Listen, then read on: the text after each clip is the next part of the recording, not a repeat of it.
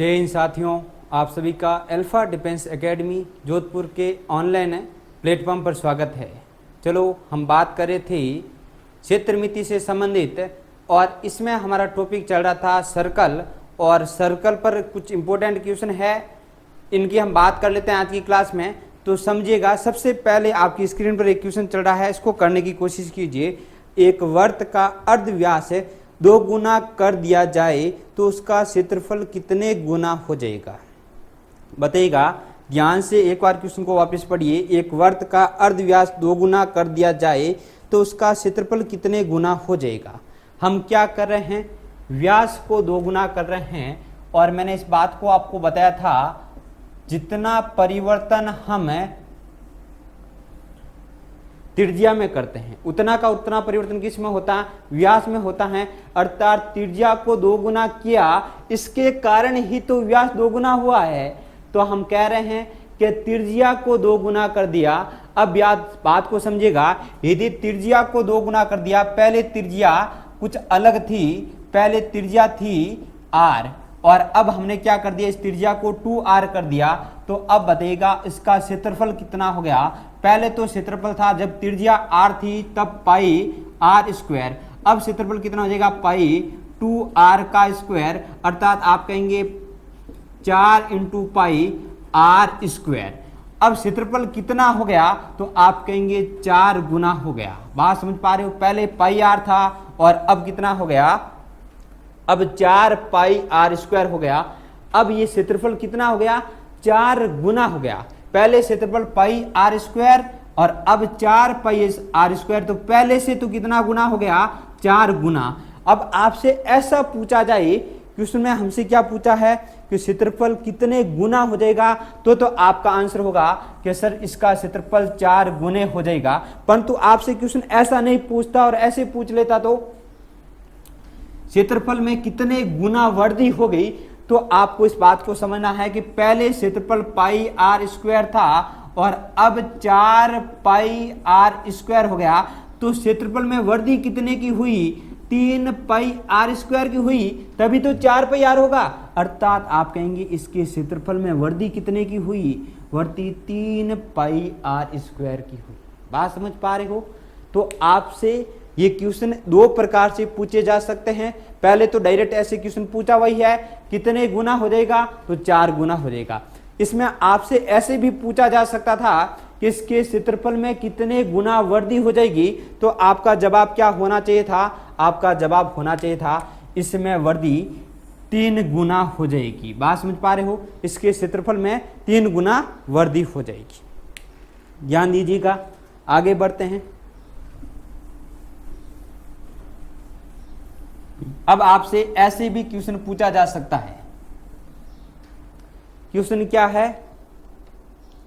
एक वर्त की परिधि 26.4 सेंटीमीटर है, तो उस वर्त का क्षेत्रफल कितना होगा? आपको क्या दे रखा है? एक वर्त की परिधि दे रखी है। वर्त की परिधि कितनी दे रखी है? 26.4 सेंटीमीटर दे रखी है। तो आप कहेंगे वर्त की परिधि का फॉर्मूला 2 पाई r बराबर हमारे पास है 26.4, 2 से कितनी बार कैंसिल हो गया? 13.2। तो अब देखिए r बराबर हमारे पास हो गया 13/2, कितनी बार कैंसिल हो गया है हमारे पास? आप कहेंगे 11 से ये हो गया 2, 11 से 2 बार, और 11 से ये होगा आपके पास 12 बार, और 11 से कितनी बार हो गया? 6 बार। अर्थात r बराबर हमारे पास 0.6 × 7, और r की वैल्यू कितनी आ गई? 4.2। ये हमारे पास इस सर्कल की रेडियस आ गई, इस वर्त की त्रिज्या आ गई। परंतु हमसे क्वेश्चन में पूछा हुआ है इस वर्त का क्षेत्रफल ज्ञात कीजिए। इस वर्त का क्षेत्रफल कितना होगा? तो क्षेत्रफल का फॉर्मूला क्या होता है? पाई r स्क्वायर। पाई की जगह 22/7 और r की जगह क्या हो जाएगा? 4.2 × 4.2, ये कितनी बार कैंसिल हो जाएगा? 0.6। अब देखिए इन सबका आपस में गुणा कर लीजिए, इसका गुणा इसके साथ करेंगे, कितना हो गया? और 42 बट्टे कितने हो गया 100। अब इनका आपस में गुणा कर लीजिए, कितना हो जाएगा हमारे पास, तो इनका गुणा क्या ये हो गया, इसका गुणा आपके पास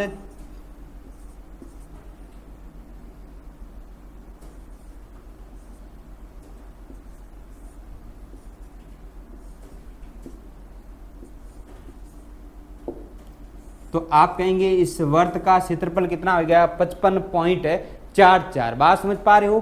तो अभी हमसे क्वेश्चन में पूछा था एक वर्त जिसकी परिधि दे रखी है, तो उस वर्त का क्षेत्रफल कैसे ज्ञात करते हैं, इस बात को हमने समझने की कोशिश की है। आगे बढ़ते हैं और आगे देखिए, ये इंपॉर्टेंट क्वेश्चन है और ऐसे क्वेश्चन आपके एग्जाम में बनने की संभावना रहती है, तो इस क्वेश्चन को समझने की कोशिश कीजिए।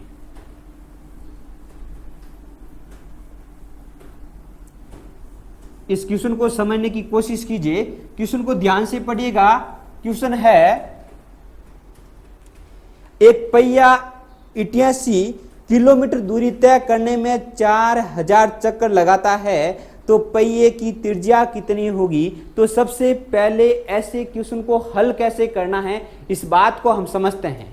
ध्यान दीजिए, ये बोल रहा है एक पहिया है जो चक्कर लगा रहा है, तो मुझे बताइए एक चक्कर में तय की गई दूरी किसके बराबर होती है। एक चक्कर में तय दूरी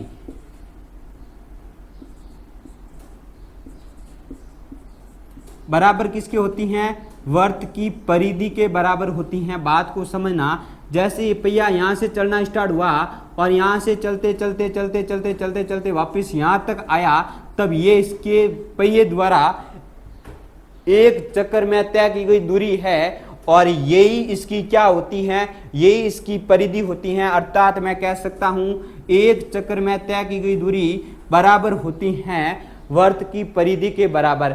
अब क्वेश्चन हमसे बोल रहा है कि ये कितनी दूरी तय करता है।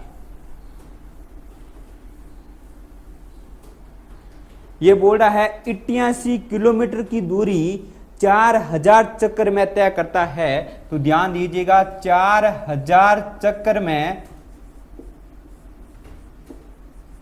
तय दूरी किसके बराबर है, 88 किलोमीटर के बराबर है। इस किलोमीटर को यदि मैं मीटर में चेंज करता हूं तो 1000 मीटर।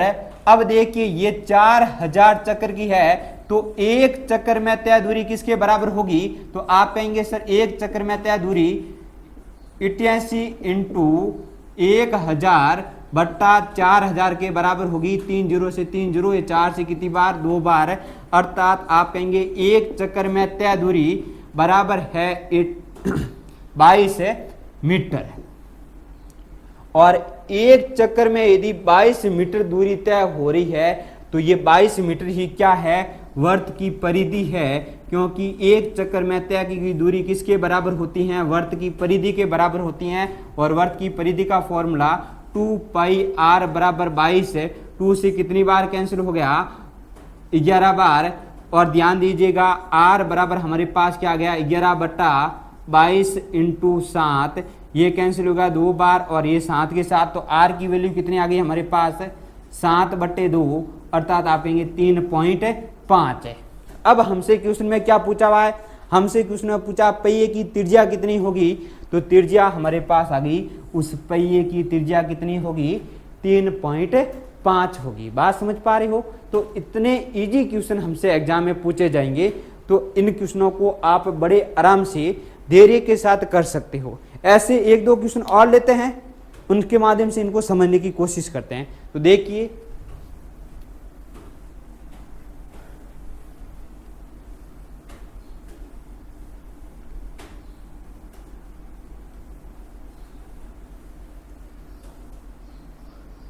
आपकी स्क्रीन पर एक क्वेश्चन चल रहा है, इसको समझने की कोशिश कीजिए।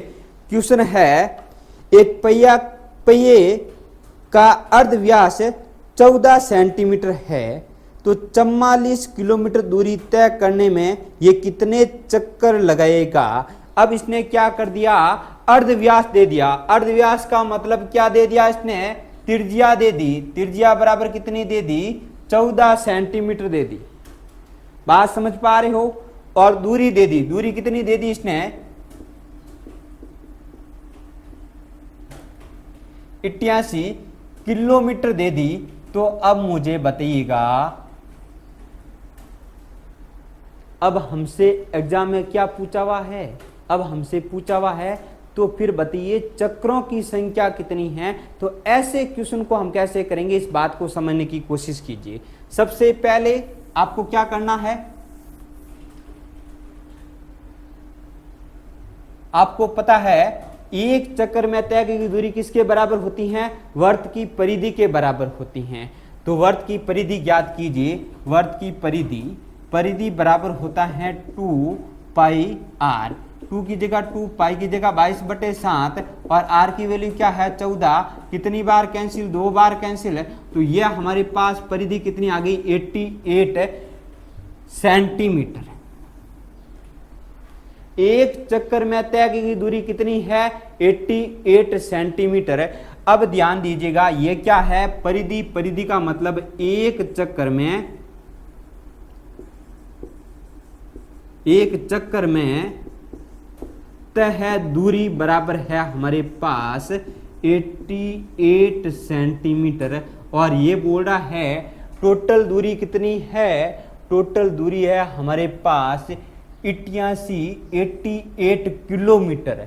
इसका मतलब ये दूरी और ये दूरी, ये तो दूरी है एक चक्कर में तय की हुई दूरी, और ये दूरी कितनी होगी, तो ध्यान दीजिएगा, इसको भी हम क्या करेंगे, इस दूरी को भी हमें किस में कन्वर्ट करेंगे, सेंटीमीटर में कन्वर्ट करेंगे। तो कीजिए सेंटीमीटर में कन्वर्ट, जैसे ही आप किलोमीटर को सबसे पहले मीटर में कन्वर्ट करेंगे, तो ये हो गया आपके पास 1000 मीटर है, और मीटर को वापस किस में सेंटीमीटर में कन्वर्ट करेंगे तो 100 सेंटीमीटर है। तो ये किसके बराबर हो गई, एक चक्कर में तय दूरी के बराबर। तो चक्रों की संख्या का पता लगाने के लिए आप क्या करेंगे, पूरी दूरी में एक चक्कर का भाग देंगे। तो ये भी सेंटीमीटर में, ये भी सेंटीमीटर में, 88 से 88 कैंसिल है, तो पीछे हमारे पास क्या बच गया,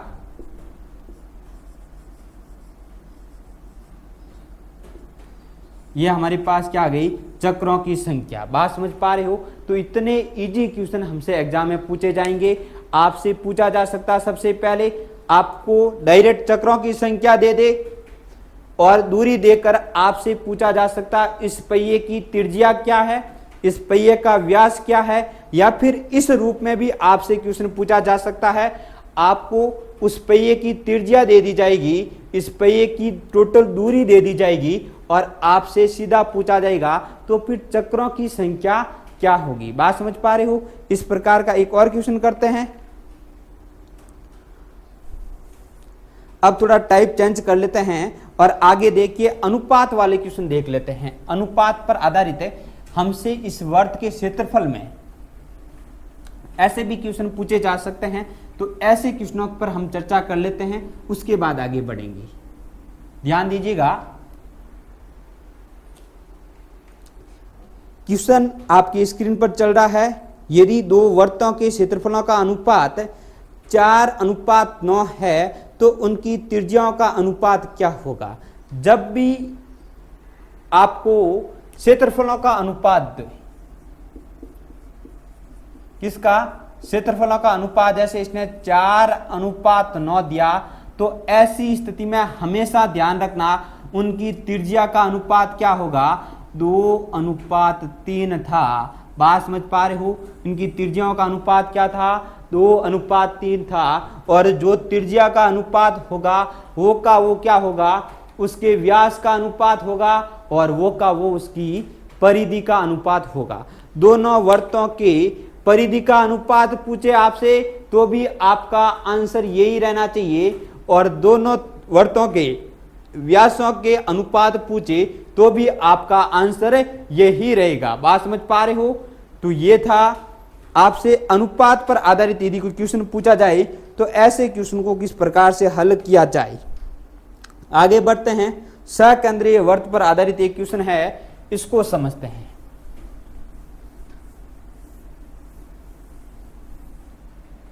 समझने की कोशिश कीजिए। दो वर्त है, दोनों वर्तों का केंद्र क्या है, एक ही है। इसे हम कहते हैं सकेंद्रीय वर्त।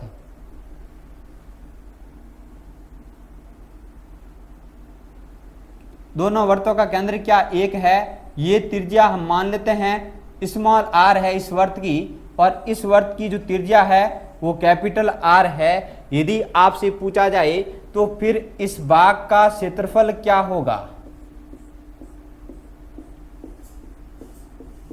जो छायांकित भाग है इस भाग का क्षेत्रफल क्या होगा, तो इसका फॉर्मूला कैसे ज्ञात करेंगे समझिएगा। इस भाग के क्षेत्रफल को कैसे ज्ञात करेंगे, तो हम सबसे पता है, सबसे पहले मैं क्या कर रहा हूं, बड़े वाले वर्त का क्षेत्रफल ज्ञात कर लेता हूं और उसमें से छोटे वाले वर्त के क्षेत्रफल को माइनस कर लेता हूं। तो पीछे कौन सा भाग बचेगा, तो पीछे हमारे पास ये छायांकित भाग ही तो बचेगा। हम क्या कर रहे हैं, सबसे पहले जो बड़ा वाला वर्त है इसके क्षेत्रफल को ज्ञात कर लेते हैं और उसके बाद बड़े वाले वर्त के क्षेत्रफल में से छोटे वाले वर्त के क्षेत्रफल को माइनस कर लेते हैं, घटा लेते हैं। तो पीछे जो भाग बचेगा वो छायांकित भाग ही बचेगा। तो अब देखिए इन दोनों में कॉमन क्या आ रहा है, पाई कॉमन आ रहा है, तो यह R square minus R square. अब ये देखिए ये हमारे पास A square minus B square वाला रूप बन रहा है और इसको हम लिख सकते हैं आर प्लस आर और आर माइनस आर के रूप में, अर्थात सकेंद्रीय वर्त। ऐसे वर्त जिनका केंद्र एक है, तो ऐसे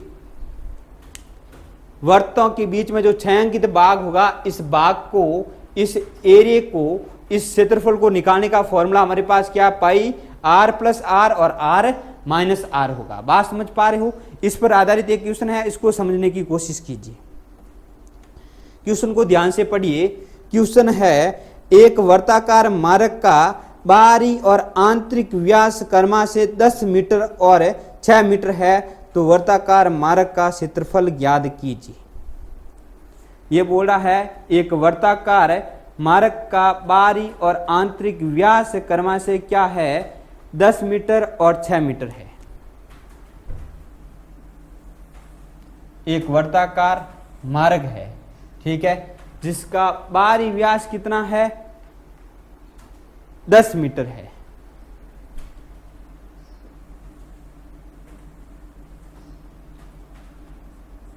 और आंतरिक व्यास कितना है,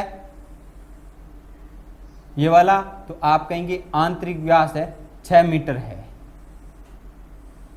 तो मुझे बताइए इस वर्त की त्रिज्या कितनी हो जाएगी, तो आप कहेंगे सर इस वर्त की त्रिज्या कितनी हो जाएगी, 3 हो जाएगी, और इस वर्त की त्रिज्या कितनी हो जाएगी, 5 हो जाएगी। तो क्या इस वर्त का क्षेत्रफल आप ज्ञात नहीं कर सकते हो, क्या इस भाग का क्षेत्रफल, तो ये वही तो बात है कि भाई ये छायांकित वाला भाग ही तो बचा है पीछे हमारे पास। ये 2 सकेंद्रीय वर्त है, इन 2 सकेंद्रीय वर्तों में हमें इस छायांकित भाग का क्षेत्रफल ज्ञात करना है और ये छायांकित भाग ही मार्ग का क्षेत्रफल होगा। बात समझ पा रहे हो। और हमसे क्वेश्चन में क्या पूछा है, तो वर्ताकार मार्ग का क्षेत्रफल क्या होगा, तो आप कहेंगे सर कैपिटल आर की वैल्यू तो हमारे पास कितनी दे रखी है, 5, और स्मॉल आर की वैल्यू हमारे पास कितनी दे रखी है, 3, और फॉर्मूला होता है पाई की जगह 22/7, और यह हमारे पास हो गया आर प्लस आर और आर माइनस आर। तो ये 22/7 इंटू इनको जोड़ेंगे 8 हो गया, और इनको जोड़ेंगे तो कितना हो गया, घटाए तब 2 हो गया। तब हमारे पास ये आ गया, इन सब की कैलकुलेशन करेंगे तो हमारे पास क्षेत्रफल आ जाएगा 22 × 16/7, और 22 का गुणा इसके साथ करेंगे और 7 का भाग देंगे तो हमारे पास इस वर्त का क्या आ जाएगा, क्षेत्रफल आ जाएगा। बात समझ पा रहे हो। ये क्या है, उस वर्ताकार मार्ग का क्षेत्रफल है। तो हमसे इस प्रकार के क्वेश्चन ही एग्जाम में पूछे जाएंगे, तो इस पर थोड़ा आपको ध्यान रखना है। ऐसे क्वेश्चन आपसे एग्जाम में पूछे जाए तो ऐसे क्वेश्चनों को किस प्रकार से हल करना है। बात समझ पा रहे हो। तो ये हमने बात की सर्कल की, वर्त की। वर्त पर, सर्कल पर जितने भी क्वेश्चन बन सकते थे उन सभी क्वेश्चनों को हमने समझने की कोशिश की है। तो आज के लिए धन्यवाद। जय हिंद, जय भारत।